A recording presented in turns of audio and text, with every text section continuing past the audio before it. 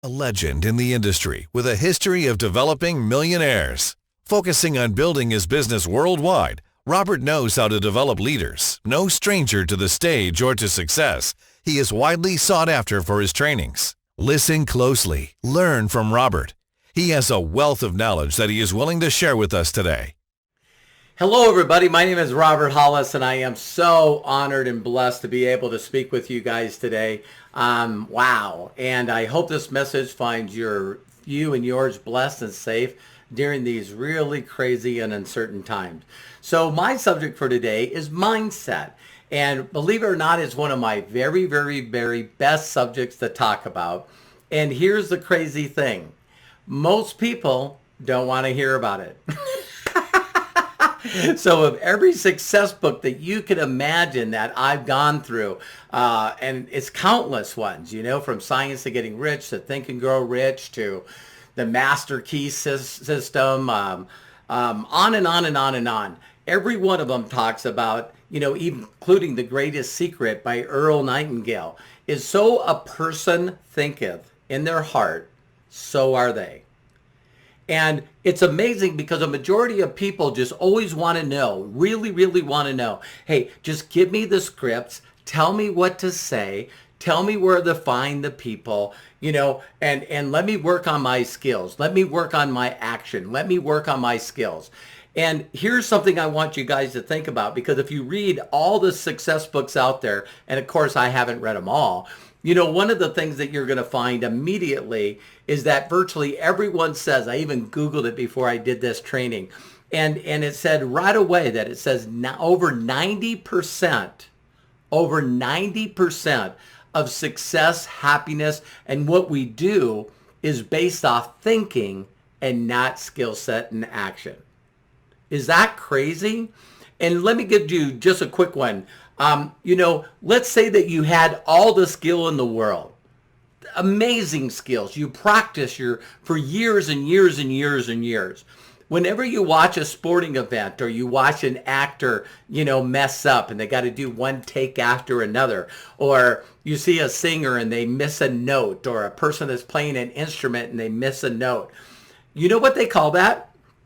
They call that choking. That person choked. How could they miss that interception? How could they strike out?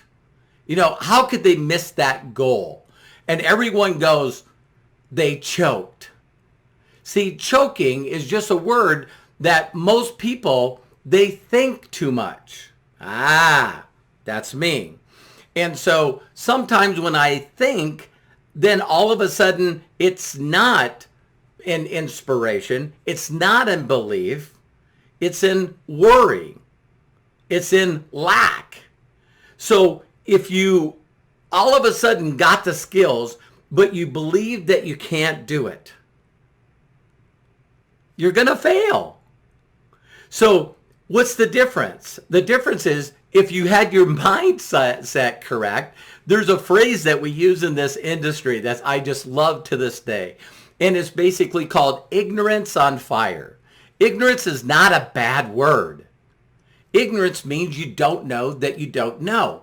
But when you first get involved, you get all excited because of the possibilities of what if this is true? What if I can really make this kind of income?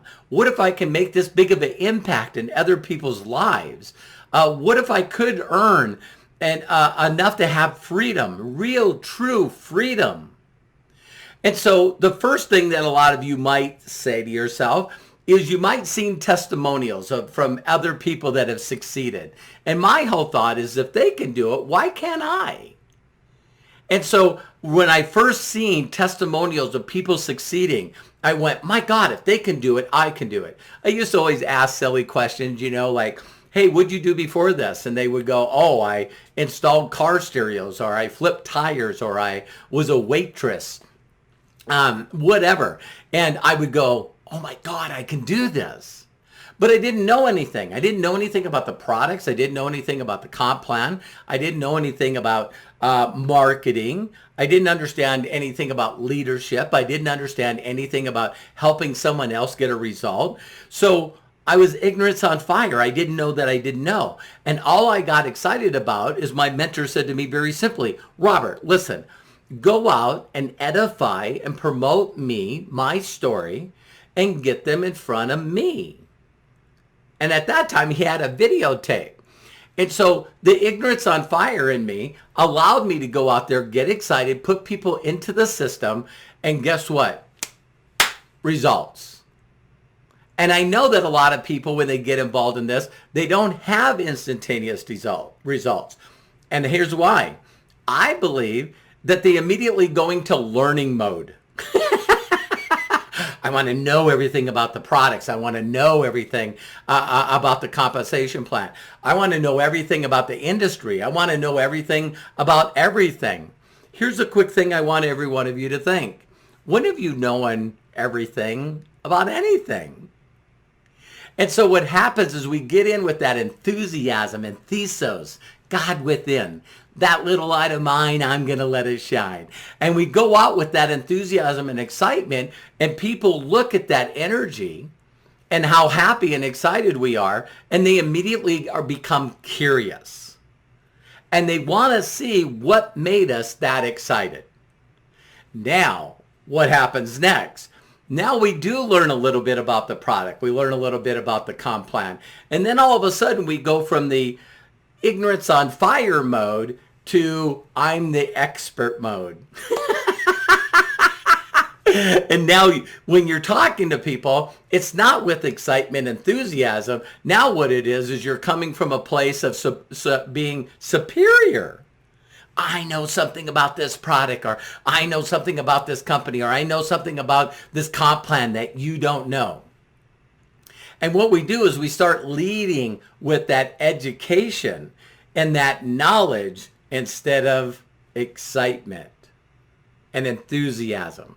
So mindset is one of the hugest things I can tell you. You know, even when I was a mechanic before getting involved in marketing, every day I had to work on my mindset. And the reason why is because of the stupid lies and story that I tell about myself. So the Robert Hollis that you see now is not the Bobby Hollis of 33 plus years ago. And so, you know, I don't need to go into it a lot. I just want to tell you that, you know, I grew up in foster homes, an orphanage. I actually, you know, my parents just felt like they wanted to go their own separate ways. And all of a sudden, you know, the powers to be came and took me and my brothers away from my mom and dad. And so prior to that, there was not only a lot of abuse in every way you can imagine, but you know, from the different homes that I went to. And I'm not saying this for you to feel sorry for me. It's just that I had a lot of lies in my head, stories in my head. First of all, why would anybody want me? Why do people keep abandoning me? Why doesn't anybody love me? What's wrong with me? And that affected my school, you know, so I didn't know that at the time I was dyslexic, but I just knew I was a special kid in a special class. And a lot of people teased me, made fun of me. And so I'm just like, you know, I can imagine for some of you that are out there that, you know, you carry this stuff with you and you don't change that mindset. So what was my old story? My old story is I'm a victim. I'm a victim. If you walked up to me and said, Robert, listen, and it sort of chokes me up a little bit. But if you would have reached out to me and said, you know, Robert, how are you? That would have been a worse mistake that you could make. Because I had an attitude. I had a chip on my shoulder. I believed that everyone was out to get me. Everything that bad was happening in my life is because the way that I was brought up, the people that took advantage of me, the people that abandoned me, the people that hurt me. And so, you know, so I really had a bad chip on my shoulder. And I hope some of you don't get mad at me as saying this, but at that time, you know, as far as a creator or someone that was supposedly supposed to take care of me, you know, God, I was mad at him too. And so I was like, well, how could a loving creator, a source, how could they allow this to happen to me? And so really struggled with that. So, coming from a victim mentality, and when people tell you, ask you how you are, and you immediately go into your old story, your old story, the one that doesn't serve you anymore, the one that keeps people away from you.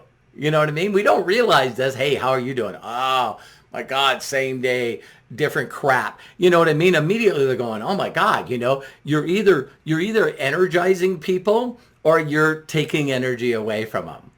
And so you guys all know people that, they come into a room and the lights dim. You shake their hand and it's like kryptonite to Superman. You know what I mean? It's like, oh my God, don't be that person. So I first came from my victim story. Oh, woe is me, which gives me absolutely no escape to be inspired or be more than who I was, to be a better father, a better husband, a better friend, a better leader, because of my victim story. And then, eventually what I did is I started putting some things together as an auto mechanic, and things were doing better. I had a girlfriend that's now my wife. We've been together over 37 years. Love you, Terry.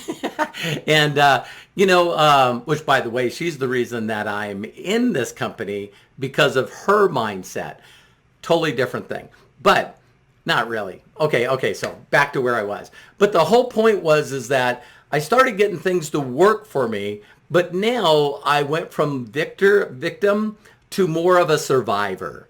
You know what I mean? So, I could get by. I was making it paycheck to paycheck. Something little happened in my life and it would really ruin my month, 2 months. Are you one of those people or know somebody that something bad happens in their life and they just like got to white knuckle it, just got to hang on forever? I was that guy. I was that person. And so now I'm surviving. And it really, again, because of my mindset set and thinking. I was doing above average because I worked on that skill, because one person said to me, Robert, you're good with your hands. You got to encourage people. Robert, you're good with your hands. You're great at fixing bikes and motorcycles and snowmobiles. You know what? Maybe you should be a mechanic. And it was because the first time in my entire life, someone told me I was great at something that I excelled at that. But still had the survival mindset, still had the competitive mindset, still had the comparison mindset. It's like right away, why is someone being treated better than me? You know what I mean? I got to beat everybody instead of just working on me getting better each and every day. Yeah, a lot of things that has to do with mindset. To all of a sudden the story of today, where all of a sudden I'm a victor, I'm a winner. I love teaching people how to go from victory to victory to victory to victory.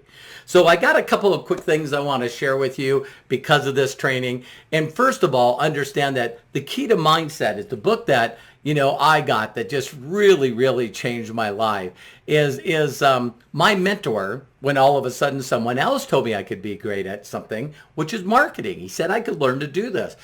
He immediately gave me a book, and I know why. He wanted to prove to me that, or to anyone, that I was worthy of listening to. And so if a mentor gives you an assignment, like Jenna or Josh gives you an assignment, and you just don't do it, you know what I mean? And so my mentor said, Robert, get that book, The Greatest Miracle in the World. I want you to read it and get back to me. That's when I learned to tell a different story. That's when I learned that I'm a miracle. That's when I learned I'm unique and there's nobody like me. And I was born to win. I was born to be a victor. I then changed the story of what I said. So now as a person thinking in their heart, so are they. I became a winner. I said I'm going to be a speaker. I'm going to be a leader. I'm going to be, make a big impact. I'm going to help a bunch of people with their freedom. And so now all of a sudden, that's the key. So that belief then inspired me, gave me confidence to do more action. And the more action I got, the better I got at it, which gave me more results. And now that I had results, it picked up my self-esteem and my belief in myself that then allowed me to do more actions that gave me more result. And now I had this vortex going in a positive direction instead of the vortex going in the negative direction. So I used to say stuff like, the only people at the top, make money, and this is not for anyone. I'm not a salesperson. I don't have any time. Man, the things that I would say out of my mouth that was destroying me was awful. And so what I want to share with you is, first of all, just a thought of one thought. Here it goes. So when you say you want to help people, I talk to people all the time. Tell me what you want. I can help anyone get what they want in life if I could find people that know what they want. And so people say, I want to help people. Well, if you just want to help people, then you're attracting people that need help. A lot of help. So, I remember reaching out to Josh Zwagel, and I said to him, what's one of your favorite books? What's a book that really made an impact with you? And it was one that actually is in my top 5. And it was Rich Dad, Poor Dad.